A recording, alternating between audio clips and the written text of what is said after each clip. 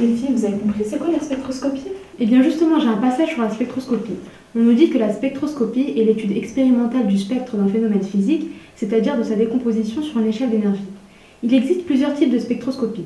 L'infrarouge, l'UV visible, le Raman et enfin la fluorescence. L'infrarouge et le Raman sont des spectroscopies vibrationnelles. Et l'UV visible est une spectroscopie d'absorption. Enfin, la fluorescence est une spectroscopie d'émission.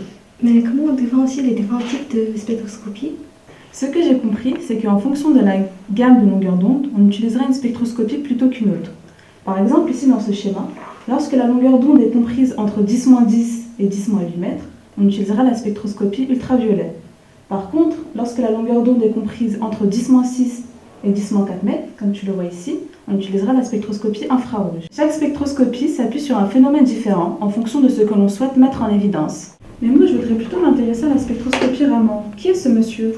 D'après ce que j'ai appris, Raman a été le premier à s'intéresser au phénomène de diffusion inélastique, c'est-à-dire avec un échange d'énergie. La spectroscopie Raman permet d'étudier les modes de vibration d'une molécule. Il y aura modification de la fréquence et donc modification de l'énergie. Comment ça? J'ai pas compris. Bon alors attends. Tu te rappelles de la formule E égale à H mu? Oui. Tu as E l'énergie, H la constante de Planck et mu la fréquence. Mhm. Donc si tu auras modification de la fréquence, donc forcément tu auras modification de l'énergie de la lumière incidente sur la molécule. Ah oui, j'ai compris. Expliquons ceci avec un schéma. On a n égale 1 qui correspond au niveau fondamental. Quand le photon incident arrive, il y a un phénomène d'absorption. On a ensuite l'émission d'un photon diffusé.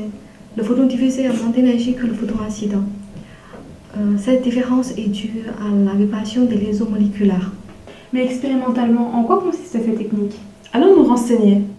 C'est ici, à l'Université Paris 13, que des enseignants-chercheurs étudient une technique appelée la spectroscopie Raman. Allons en savoir un peu plus auprès d'un doctorant.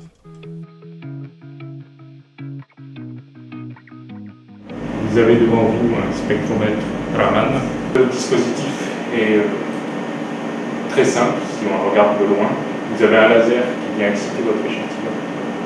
Ici, le laser est à une longueur d'onde de 633 nanomètres. Ensuite, la lumière diffusée par l'échantillon est récupérée par l'optique et est envoyée vers un spectromètre.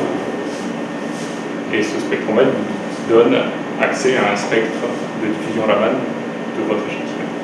Sur le spectre, il vous est représenté l'intensité CERS en fonction du décalage Raman.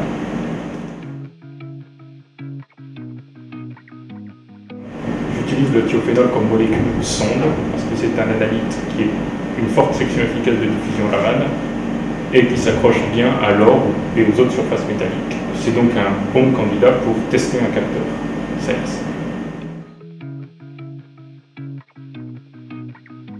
Il existe une autre méthode beaucoup plus efficace qu'on appelle CERS, Surface Enhanced Raman Spectroscopy en anglais, qui signifie spectroscopie Raman exaltée de surface. Avec cette technique, le signal du spectre Raman est amplifié par rapport à la spectroscopie Raman classique, ce qui va permettre de détecter des molécules avec des concentrations extrêmement faibles. Pour cela, les molécules doivent être déposées sur des nanoparticules. Au sein du laboratoire CSP-BAT, les chercheurs utilisent des nanoparticules obtenues par lithographie, technique que vous avez dû voir dans la vidéo 1. Comparons maintenant la spectroscopie Raman classique avec la CERS. En spectroscopie Raman classique, lorsque nous allons envoyer le laser sur la protéine, nous allons voir que le signal sera faiblement détectable. Alors qu'en CERS, lorsque nous allons envoyer le laser sur la protéine et sur la nanoparticule, nous allons voir que le signal sera détectable. Donc on pourrait dire que la CERS serait beaucoup plus efficace que le Raman, puisqu'on pourra détecter des molécules avec des concentrations extrêmement faibles. Enfin, nous avons la formation de plasmon ici. Plasmon, c'est la partie que Chichi vous avait expliquée dans la vidéo 1. Je suis professeur en physique à l'Université Paris 13 et je travaille au laboratoire de chimie, structure, propriétés des biomatériaux et agents thérapeutiques sur le domaine de la physique, de l'optique et de la nanophotonique. C'est-à-dire qu'on essaye d'utiliser les nanotechnologies pour créer localement des sources de lumière qui vont ensuite être utilisées en spectroscopie. Alors actuellement, nous sommes en train de développer un capteur de maladies en essayant de détecter des biomarqueurs de maladies. Et à partir de ce moment-là, on va essayer d'utiliser ces méthodes pour faire du diagnostic de maladies. on utilise à ce moment-là justement des propriétés optiques particulières des nanostructures, des nanoparticules métalliques, pour essayer de faire ce diagnostic. Donc la diffusion Raman exaltée de surface, qui est plus connue sous le nom de CERS en anglais, est en fait une technique qui permet d'augmenter le signal Raman, donc le signal spectroscopique de molécules qui sont déposées à la surface de nanostructures. En fait, on va utiliser les propriétés optiques spécifiques de ces nanostructures qui vont interagir avec la lumière d'un laser.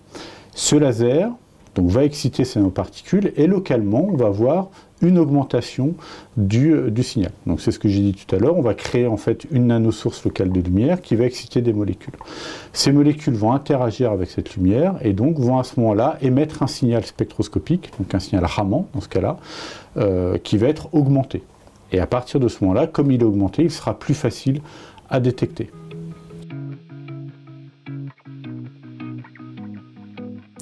Alors le gros intérêt de la technique CERS, c'est d'être capable d'augmenter le signal des molécules.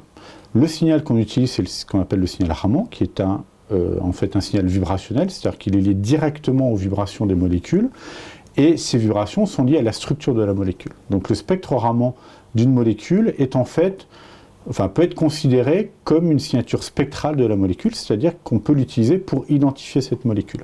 Donc à partir du moment où on va pouvoir exalter ce signal, donc augmenter ce signal, on va être capable d'identifier ces molécules à une très faible concentration, c'est-à-dire à des concentrations qui sont très faibles, et donc des quantités qui sont de l'échelle de quelques milliers de molécules. Donc ça veut dire qu'à partir de ce moment-là, on peut avoir potentiellement une détection sur des concentrations extrêmement faibles.